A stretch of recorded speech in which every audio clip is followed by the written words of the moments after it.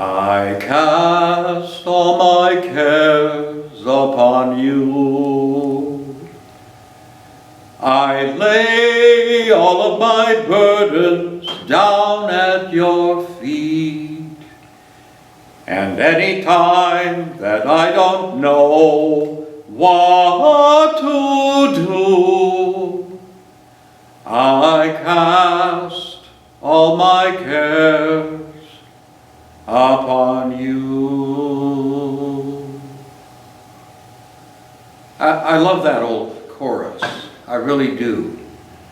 Because it really speaks to the groundedness of our hope. I bring it up because for hope to be hope, it has to be grounded in something real. And where we look to that reality as part of our groundedness are the Holy Scriptures. We look to the witnesses of those men and women who've gone before us, who experienced the presence primarily of Jesus Christ. And when I think of that, I think of what Paul had to do with his life and his experience on that road to Damascus. He didn't have some kind of hallucination or some kind of mental breakdown on that road. No, that's not his testimony. His testimony is that the risen Christ came to him and spoke clearly to him when he was on the wrong path in his life, when he was headed 180 degrees away from God himself, was out there nurturing a faith that was part of his tradition and part of the grounding of ancient Israel, but had been really superseded now by the presence of the living Christ. And so Jesus came and chose him, who was an enemy of the church, and brought him to a new place where hope, a new way of looking at life, became a reality for him. I've tried to make the case in our Hope series that hope is not utopia. It's not just simply pie-in-the-sky optimism. Hope needs to have something where it can be seen and witnessed and experienced. And that's why I've been talking about these life experiences in the faith of the early church. See, at the end of the day, hope is grounded in what we would call revelation, something that's been revealed to us, in this case, in the stories of Scripture. Because without that foundation, without an awareness of the first Christians and what they have to say about their experiences around the Christ, we're kind of left sort of feeling perhaps floating, guessing. Maybe it's just something we ate today. But that's not the same as the hope that's grounded in the stories of the early church particularly. And I'm thinking right now of some of the great stories where hope really showed itself. Think of Jairus' daughter. Remember, he was a synagogue leader. His daughter got sick and died. And Jesus is brought into that grief-stricken scene in Jairus' home where there's weeping and wailing, all kinds of sorrow. And Jesus went up to that little girl, took her hand and said, "Little girl, get up." And right then and there, she sat up. And Jesus asked the family to provide her with some nourishment. That's a scene where hope becomes realized because it's grounded in the person of Jesus Christ. Let's think of another story. How about that widow at Nain? Remember how there was a funeral procession and this woman's only son, her only source for economic survival as well as emotional support, was her son, and now he died. And the villagers are carrying this young man in a funeral procession. And Jesus and his disciples happen to come up into that story. And as it is written, he comes up and touches the funeral bier, puts his hand right there, and he says, "Young man, arise." And that young man who had been dead now was living and was able to be with his widowed mother to support her and be part of her life. That's a story of hope. But it's not vague optimism. It's not pie in the sky. It's a witness that we have from our brothers and sisters in the early church. And who can forget Lazarus? You know that story. About Martha and Mary, how their brother had died, and there was a great deal of disappointment in the fact that Jesus wasn't there right at the time when he passed away. So there's almost a kind of a deficit of hope.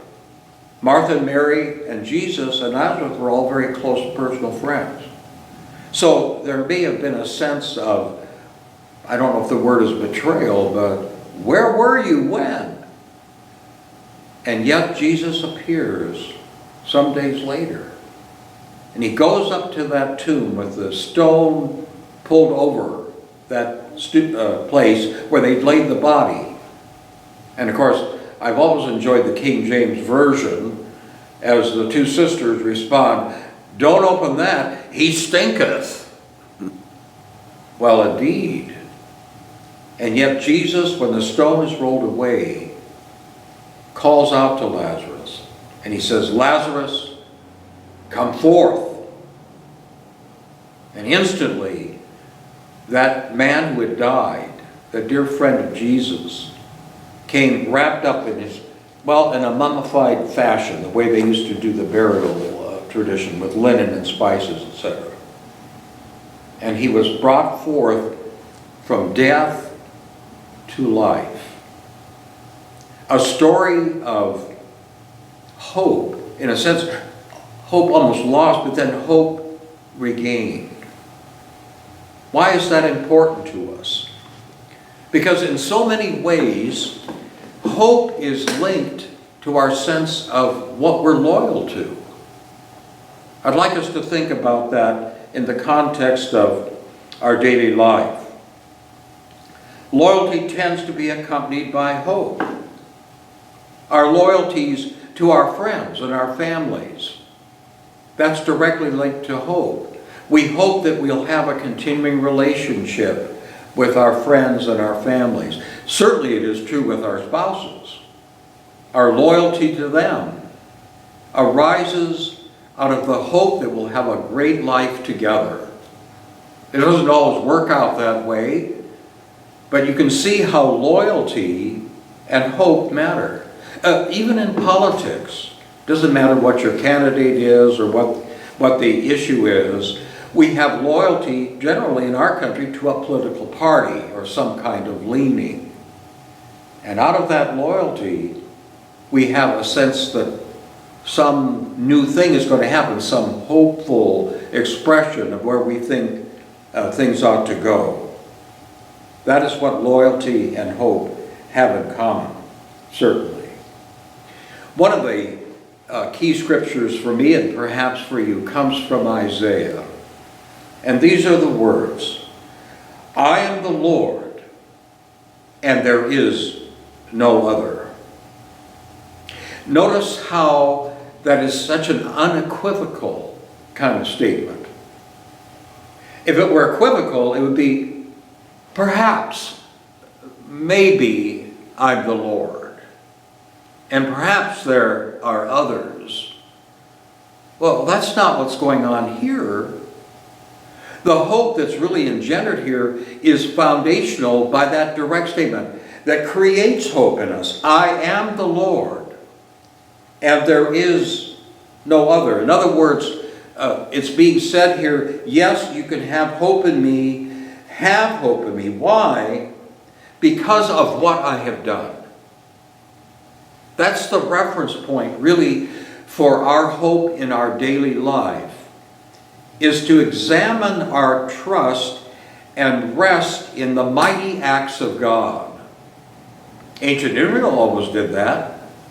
In fact, for thousands of years, they celebrated the Passover, and you know how that goes. The Passover meal is brought forward in the family every year. And the question is, why is this night different than any other night? And the story is told about how God brought them out of ancient Egypt, out of bondage and oppression, into freedom and hope. I know there are many elements about the nature of hope, but foundationally we want to find ourselves resting in what God has done, what God has said. And He's made a promise in the middle of all of that He will stay with us no matter what comes to us. So at St. Andrew's, we rest our hope in the mighty acts of God, and particularly in the life and ministry and the life-giving hope in Jesus Christ. We'll talk again, and thanks for listening.